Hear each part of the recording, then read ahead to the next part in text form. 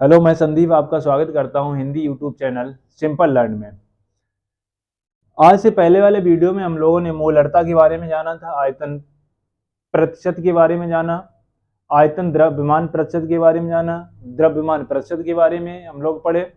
लेकिन आज जो पढ़ने जा रहे हैं वो नया कॉन्सेप्ट है सांद्रता के पद में मोललता। तो आइए देखते हैं। मोललता, मोललता को इंग्लिश में मोलैलिटी कहते हैं। जो मोलरता हम लोगों ने पढ़ा था, थोड़ा कोरिलेट करने की कोशिश करें, समझने की कोशिश करें। मोलरता जो पढ़ा था उसमें यह था कि 1 लीटर विलयन में उपस्थित विलेय पदार्थ के मोलों की संख्या को हम मोलरता कहते हैं। लेकिन इसमें क्या होगा, विलयन की जगह पे हम लोग क्या लेंगे, विलायक लेंगे। कि 1 लीटर जो विलायक है उसमें कितने मोलों की संख्या, या यूं कह सकते हैं कि विलेय पदार्थ की कितने मोलों की संख्या 1 लीटर विलायक या 1 किलोग्राम विलायक में घुली हुई है। लीटर की बात नहीं करेंगे, यहाँ पर किलोग्राम की बात करेंगे। यानी कि 1 किलोग्राम विलायक में कितने विलेय पदार्थ के मोलों की संख्या घुली हुई है, ये सांद्रता बताती है। कौन? मोललता। अगर इसके डेफिनेशन की बात करें तो देखते हैं, 1 किलोग्राम सॉल्वेंट, 1 किलोग्राम सॉल्वेंट में घुलित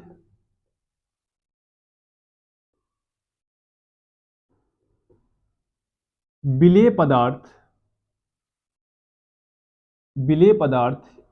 के मोलों की संख्या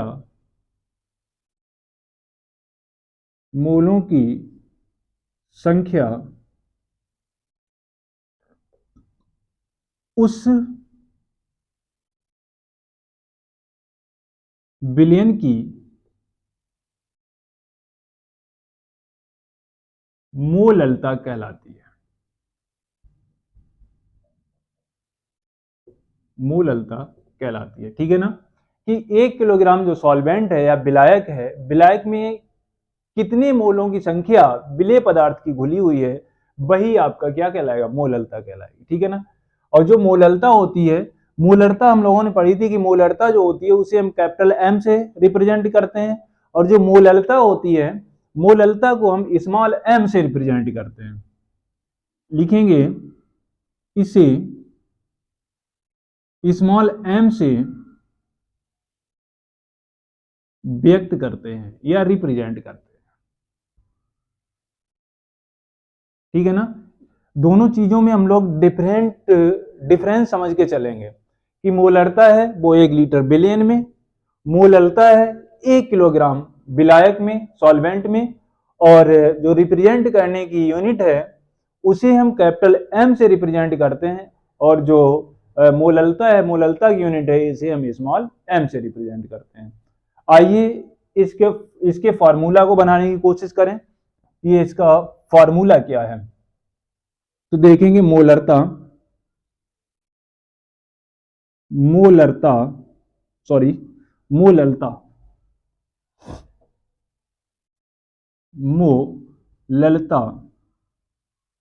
या मोलैलिटी। मोलरता का जो फार्मूला बनाते हैं, या इससे पहले जो भी हम लोगों ने फार्मूला बनाए हैं, उसमें विलेय की क्वांटिटी को ऊपर रखा और अपॉन में डिवाइड में हम लोगों ने बिलियन की क्वांटिटी को रखा, बिलियन या विलायक की। तो उसी प्रकार से इसमें भी विलेय के मोलों की संख्या ऊपर रखेंगे, विलेय के मोलों की संख्या डिवाइड बाई विलायक का द्रव्यमान, विलायक का द्रव्यमान। किसमें? यहां पे बात हो रही है 1 किलोग्राम की, तो हम करेंगे किलोग्राम। अगर हम ग्राम में इसे कन्वर्ट करना चाहें तो हम यहां से किलोग्राम का साइन हटा के भाग लगा देंगे, कितने का, 1000 का। तो ये भाग जाकर के कहां पहुंचेगा, ऊपर। और इसे आइए मॉडिफाई करते हैं इस फार्मूला को। क्योंकि हम लोग जानते हैं मोलों की संख्या का फार्मूला होता है,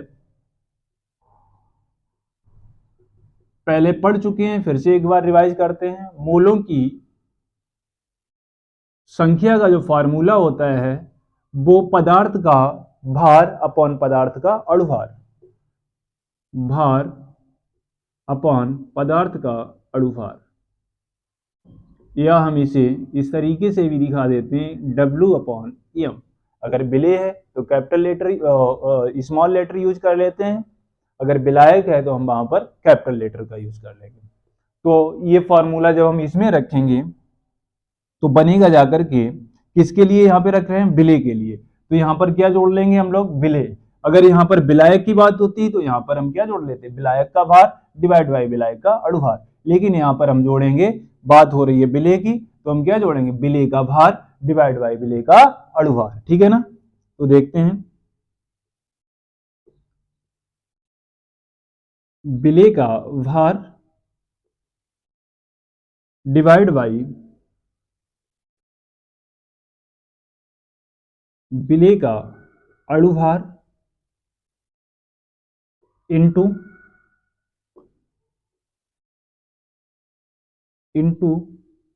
विलायक का द्रव्यमान। ठीक है ना, विलायक का द्रव्यमान किसमें, किलोग्राम। इसे शॉर्ट टर्म में वर्णों के रूप में अगर लिखना चाहें तो इस तरीके से लिख सकते हैं। मोलरता को हम स्मॉल m से रिप्रेजेंट करते हैं, तो स्मॉल m इजकल टू विलेय के भार को हम किससे, विलेय कम क्वांटिटी में है तो इसे हम स्मॉल लेटर से रिप्रेजेंट कर लें, तो विलेय का भार हो जाएगा W, W फॉर वेट। ठीक है ना, W डिवाइड बाई विलेय का अणुभार, अणुभार को इंग्लिश में मॉलिक्यूलर वेट कहते हैं, तो वहां से ये m लेते हैं। अब बात हो रही है विलेय की, तो यहाँ पर भी हम स्मॉल लेटर में यूज कर लेंगे विलेय का अणुभार, कहने का तात्पर्य है into m, sorry upon m, into विलायक का द्रव्यमान। विलायक को हम कैपिटल लेटर में यूज कर लेंगे क्योंकि विलायक अधिक क्वांटिटी होती है और विलेय की कम क्वांटिटी होती है। विलायक के द्रव्यमान को हम मास कैपिटल एम से दिखा दें, इन किसमें, किलोग्राम में। अगर नीचे लिखें, यदि यदि विलायक ग्राम में उपस्थित हो, तो हो जाएगा आपका, तो हो जाएगा आपका, यहीं आगे देख लेते हैं, छोटा सा ही है। तो एम इजिकल टू, सिर्फ अंतर क्या हो जाएगा, एम बाई थाउजेंड हो जाएगा, थाउजेंड कहाँ पहुंचेगा, ऊपर। एम इजिकल टू हो जाएगा small W into thousand divide by small M विलेय का अणुभार और कैपिटल एम विलायक का भार या विलायक का द्रव्यमान, किसमें, ग्राम में। बस ये बच्चों फॉर्मूला बनेगा जाकर के, विलेय का भार इंटू, हिंदी में चाहें तो हिंदी में यूज कर सकते हैं, विलेय का भार इंटू 1000 डिवाइड बाई विलेय का अणुभार इंटू विलायक का द्रव्यमान, किसमें, किलोग्राम की जगह पे हो जाएगा आपका ग्राम। ठीक है ना। तो इस तरीके से हम फॉर्मूला बना सकते हैं। एक बार फिर से रिपीट करते हैं कि जो मोललता होती है वो विलायक से निर्धारित की जाती है कि 1 किलोग्राम विलायक में कितनी मात्रा में विलेय पदार्थ के मोलों की संख्या घुली हुई है, वो आपकी क्या होगी, मोललता होगी। इसे हम स्मॉल m से रिप्रेजेंट करते हैं। फॉर्मूला, विलेय के मोलों की संख्या डिवाइड बाय विलायक का द्रव्यमान किलोग्राम में। विलेय के मोलों की संख्या का फॉर्मूला हम जानते हैं, पहले ही पढ़ चुके हैं कि भार अपॉन अणुभार होता है। यहाँ पे लगा देंगे, विलेय की बात हो रही है तो हम क्या लगा देंगे, विलेय का भार डिवाइड बाई विलेय का अणुभार इंटू विलायक का द्रव्यमान किलोग्राम में। अगर ग्राम में विलायक दिया गया है तो हम 1000 का उसमें भाग लगा देंगे, बस हमारा फॉर्मूला बन करके तैयार होता है। आइए इससे रिलेटेड हम लोग एक सवाल और करके देखते हैं।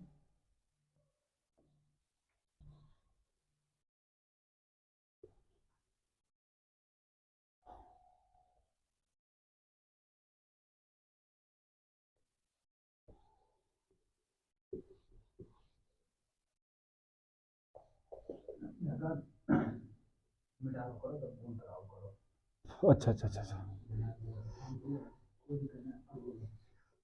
तो आइए देखते हैं, याद रखिएगा फार्मूला को। अगर फार्मूला भूल जा रहे हो तो फिर सवाल लगाने में समस्या क्रिएट होगी। क्वेश्चन है आपका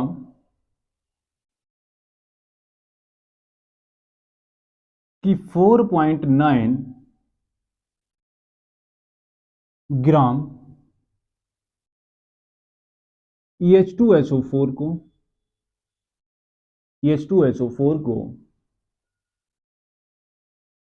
250 ग्राम 250 ग्राम, सॉरी थोड़ा तिरछा हो रहा था, EH2SO4 को 250 ग्राम जल में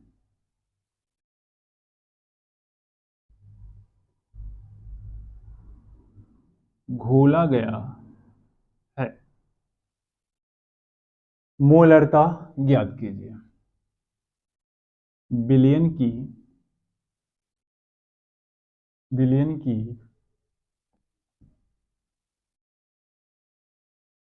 मोललता, बिलियन की मोललता ज्ञात कीजिए, ज्ञात कीजिए। तो सबसे पहले हम लोग इस सवाल को समझें, सिंपल सा है, कोई ज़्यादा कठिन नहीं है। इसमें समझने के लिए पहला चरण ये है कि हम लोग जानें कि विलेय और विलायक क्या होता है। तो हम लोगों ने परिभाषा पहले पढ़ी थी कि जो मात्रा में कम पदार्थ होता है वो आपका विलेय होता है, और जो अधिक मात्रा में होता है वो आपका विलायक होता है। और एक चीज और याद रखिएगा कि अगर जल आ जाए तो जल जो है हमेशा आपका विलायक का ही कार्य करेगा, वहां पर क्वांटिटी कम हो या ज्यादा हो, जल कभी भी विलेय का कार्य नहीं करेगा। तो यहाँ पर देखेंगे 4.9 ग्राम H2SO4 को 250 ग्राम जल में घोला गया है। तो क्वांटिटी H2SO4 की 4.9 है, अर्थात H2SO4 जो सल्फ्यूरिक अम्ल का फॉर्मूला है, सल्फ्यूरिक अम्ल आपका विलेय का कार्य करेगा, और 250 ग्राम जो जल है ये आपका विलायक का कार्य करेगा। तो जो भी हमें गिवन है, जो हमें दिया गया है, वो सबसे पहले नोट कर लें। देखते हैं, करिए सॉल्यूशन। दिया है या गिवन दैट, जो भी आप शब्द यूज करना चाहो वो यूज कर सकते हो, या बी नो दैट, हम जानते हैं। सबसे पहले जो हमें दिया गया सवाल में वो लिख लें। H2SO4 की क्वांटिटी दी गई है, तो लिखेंगे H2SO4 का भार। H2SO4 क्या है आपका, विलेय है, विलेय को स्मॉल लेटर से दिखा दें भार को, स्मॉल w इक्वल टू 4.9 ग्राम। जल यानी कि H2O का द्रव्यमान या भार, इसे हमने कैपिटल M से रिप्रेजेंट किया था उस सवाल में, तो ये हो जाएगा आपका 250। वैसे यहाँ पर भी आप इसे कैपिटल W से दिखा दीजिए तो ज़्यादा अच्छा रहेगा, कैपिटल W, वेट, ग्राम। हमसे पूछ रहा है मोलरता, बिलियन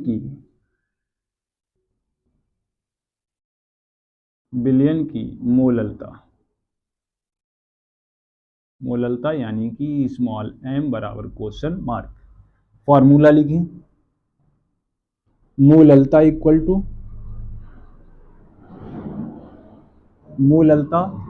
टू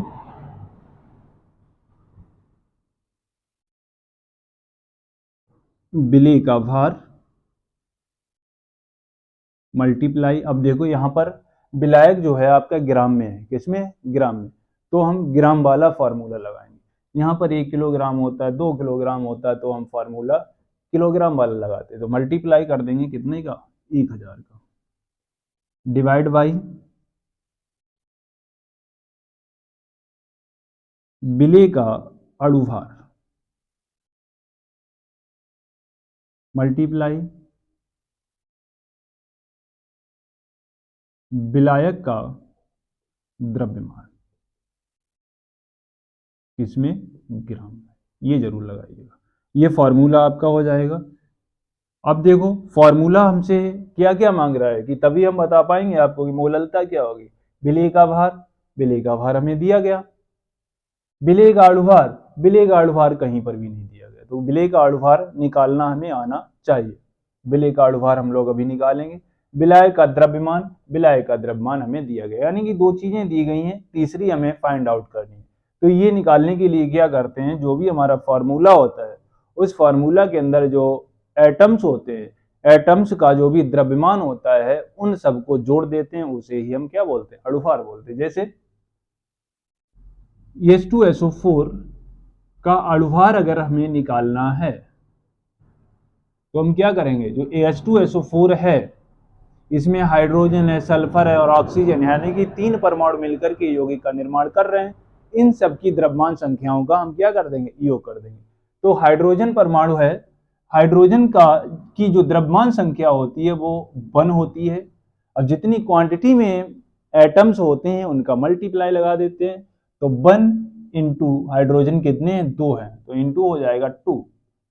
और सल्फर का जो एटॉमिक वेट होता है वो 32 होता है। कितना होता है, 32 प्लस 32। सल्फर सिर्फ एक है तो एक रखेंगे, फिर से प्लस लगाएंगे।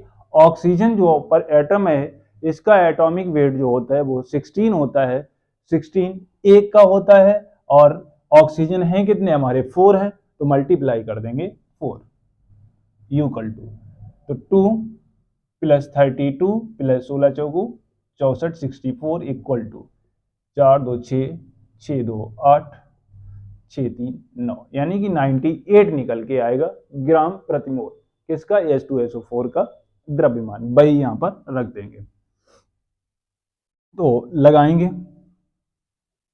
EM इक्वल टू विलेय का भार हमारा हो जा रहा है कितना, 4.9 डिवाइड बाई विलेय का अणुभार 98 इंटू विलायक का द्रव्यमान 250 और ऊपर 1000 का गुणा हो जाएगा, तो 250 चौगु 1000 होते हैं।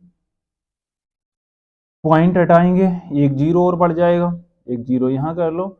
49 दूनी 98 होते हैं ना, 49 दूनी 98 होते हैं, तो 49 से ये कट जाएगा, कितनी बार जाएगा, 20 बार जाएगा, 4 पंचे 20, तो आपका EM इक्वल टू आएगा 1/5। इसे और सॉल्व करें तो बनेगा जाकर के आपका, पॉइंट लगाएंगे जीरो बढ़ेगा, बनेगा जाकर के EM इक्वल टू 0.5 दूनी 10, तो आंसर आएगा जाकर के M इक्वल टू 0.2, यानी कि मोललता जो होगी इस विलयन की वो कितनी होगी, 0.2 होगी। अगर ये टॉपिक आपको अच्छा लगा हो, समझ आया हो, तो आप लोग इस चैनल को लाइक और सब्सक्राइब जरूर करिएगा, और साथ में अपने दोस्तों को भी शेयर करिएगा, जिससे कि वो भी आसान शब्दों में टॉपिक को समझ सकें।